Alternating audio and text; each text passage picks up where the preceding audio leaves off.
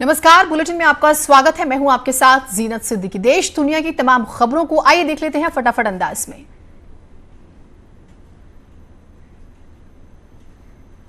कानपुर कांड पर एडीजी प्रशांत कुमार ने की प्रेस कॉन्फ्रेंस, कहा विकास के साथियों ने खोले कई बड़े राज।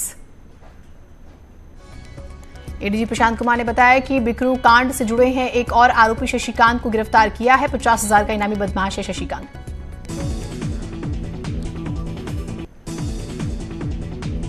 एडीजी ने बताया शशिकांत के खुलासे के बाद पुलिस ने विकास दुबे के घर से AK-47 और 17 कारतूस बरामद किए। साथ ही शशिकांत के घर से इंसास राइफल भी बरामद की।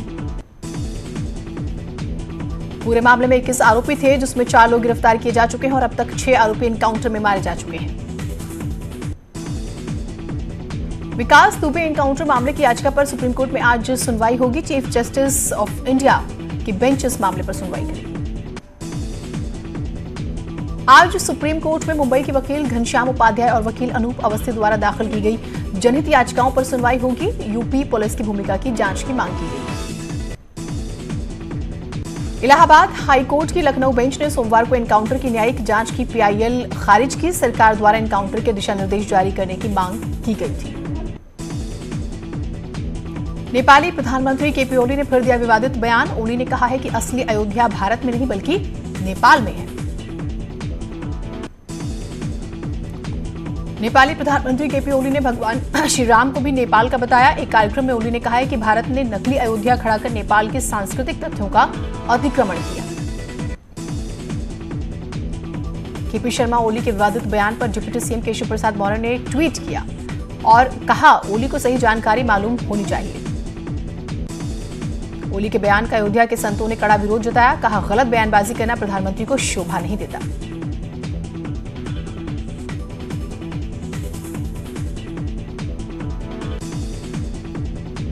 साधु संतों की सर्वोच्च संस्था अखिल भारतीय अखाड़ा परिषद ने भी नेपाल के PM ओली के बयान का विरोध किया। आरोप लगाया कि नेपाल चीन के हाथों में खेल रहा है। स्वामी चक्रपाणी महाराज राष्ट्रीय अध्यक्ष अखिल भारत हिंदू महासभा ने भी नेपाल के प्रधानमंत्री ओली के बयान की निंदा की। उत्तराखंड में अनिवार्य रिटायरमेंट की तैयारियों में है शासन। भ्रष्टाचारी, लापरवाह और अक्षम कर्मचारी बाहर होंगे। सचिवालय प्रशासन में सभी सचिवों से ब्यौरा मांगा गया। देश में नहीं थम रहा है कोरोना का कहर। पिछले 24 घंटे में कोरोना के 28,498 पॉजिटिव केस सामने आए। देश में कोविड-19 से कुल मामलों की संख्या 9 लाख के पार। 3,11,565 एक्टिव कोविड केस। देश में कोरोना रिकवरी रेट 63.02% पर बरकरार। देश में अब तक 5,71,459 लोग ठीक हुए हैं। भारत में पिछले 24 घंटे में 553 लोगों की मौत। अब तक कुल मरने वालों की संख्या 23,727। नोएडा में SDM अभय सिंह की रिपोर्ट आई कोरोना पॉजिटिव। अस्पताल में जारी है इलाज। उससे पहले जेवर SDM और SDM सदर कोरोना संक्रमित हुए थे। संभल में फिर फूटा कोरोना बम। 28 नए कोरोना पॉजिटिव केस मिलने से मचा हड़कंप। 550 के पार पहुंचे कोरोना के मरीज। कानपुर में कोरोना से 5 और मरीजों की हुई मौत। बीते 24 घंटे में 84 नए मामले आए सामने।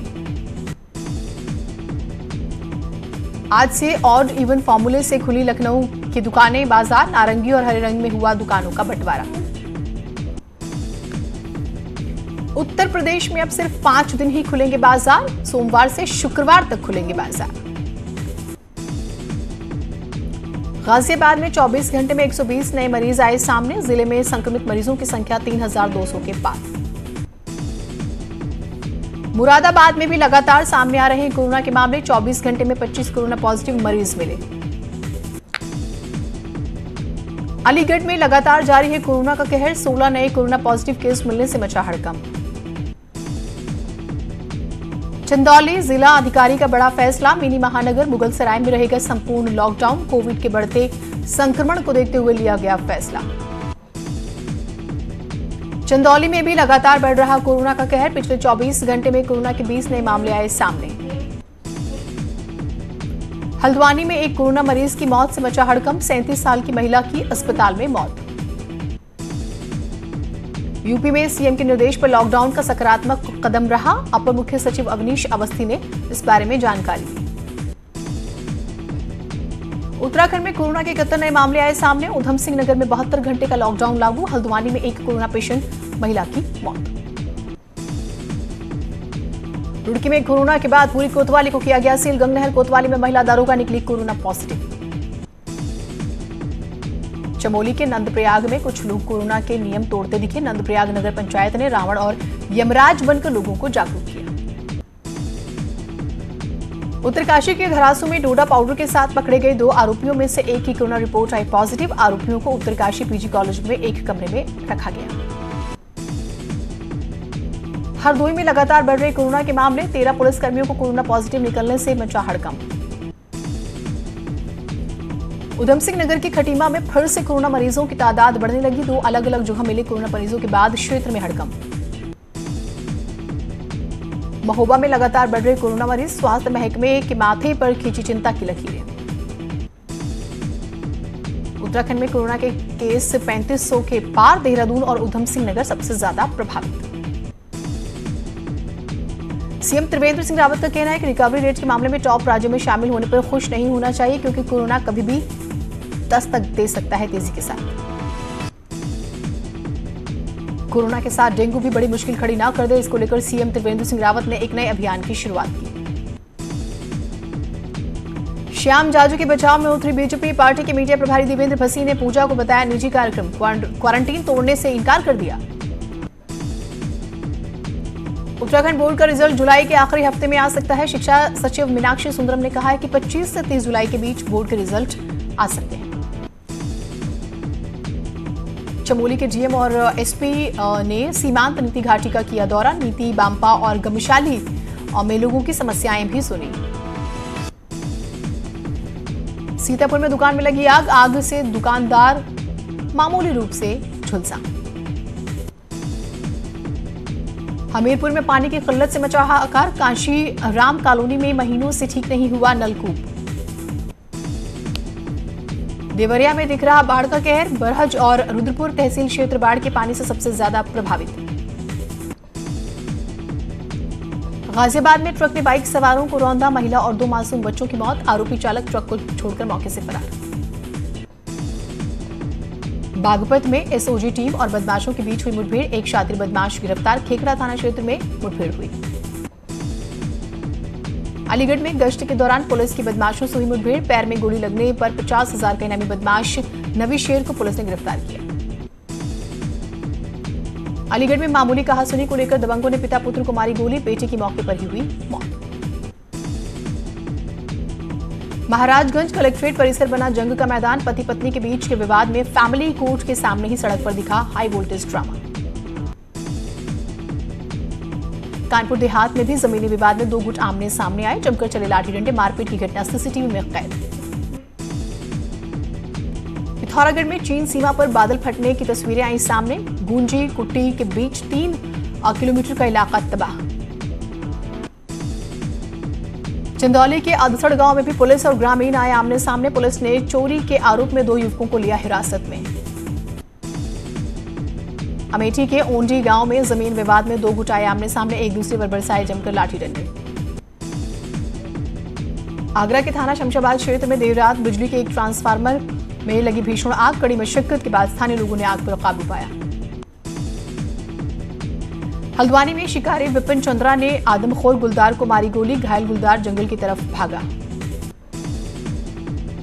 कानपुर के किदवई नगर थाना में प्राथमिक स्कूल के पार्क में निकला करीबन 2.5 मीटर लंबा सांप। सांप को देख पार्क में खेल रहे बच्चों ने मचाया शोर। बरेली के भोजीपुरा थाना क्षेत्र में नैनीताल हाईवे पर उस वक्त हड़कंप मच गया जब ब्रेड से भरी पिकअप गाड़ी में अचानक आग लग गई। मुजफ्फरनगर के भोपा थाना क्षेत्र में युवती से छेड़खानी की घटना के बाद 2 पक्षों के लोग आमने सामने। दोनों पक्षों में मारपीट हुई। महाराजगंज का कलेक्ट्रेट परिसर जंग के मैदान में तब्दील हो गया। आपस में भिड़े पति पत्नी के घर वाले तलाक के बाद सामान के लेनदेन को लेकर झगड़ा हुआ। कानपुर के विकास दुबे कांड के बाद भी सबक नहीं ले रही है पुलिस। कन्नौज में बिना संसाधन के बंधक महिला को पहुंचाने की तस्वीरें आई सामने। गाजियाबाद पुलिस की बड़ी लापरवाही, आरोपी को पुलिस गिरफ्त में फोन पर बात करवा रहे हैं। हथकड़ी लगे युवक की फोन पर बात करते तस्वीरें वायरल। बदायूं में एक दंपत्ति का वीडियो सोशल मीडिया पर वायरल। दंपत्ति ने किया दावा उसके पास कोरोना को रोकने का रास्ता है। सिक्किम में लगातार हो रही बारिश, मंगन में बारिश की वजह से एक 4 मंजिला मकान का एक बड़ा हिस्सा गिरा।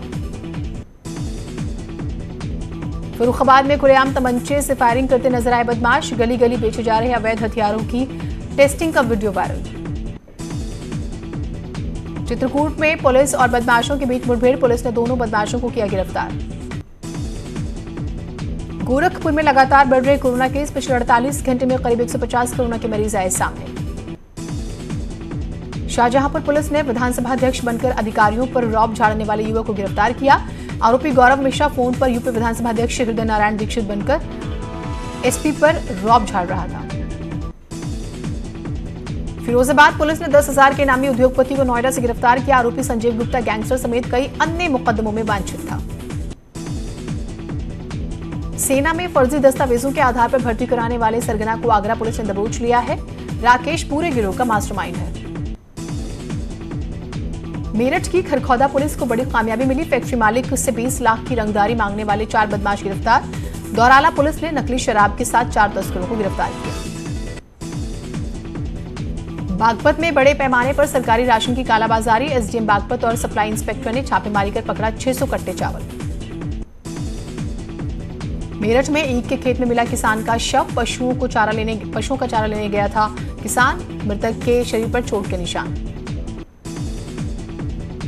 मुरादाबाद में पुलिस ने शातिर लुटेरे गैंग का किया पर्दाफाश, 3 शातिर तमंचे और लूटे गए माल के साथ गिरफ्तार।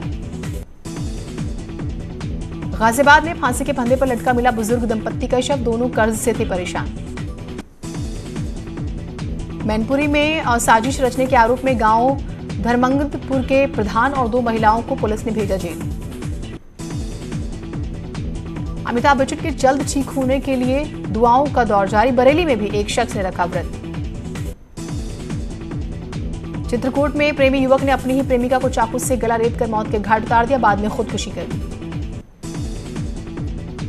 शामली में 9वीं क्लास की छात्रा को 2 बाइक सवार युवकों ने अगवा कर दुष्कर्म की घटना को अंजाम दिया। पुलिस मामले की जांच में जुटी। अमरोहा में स्वास्थ्य विभाग की घोर लापरवाही, 7 महीने पहले हुई नसबंदी के बाद भी महिला गर्भवती। कोविड-19 से अनलॉक होने के बाद बढ़ने लगी बाबा केदारनाथ धाम में श्रद्धालुओं की संख्या।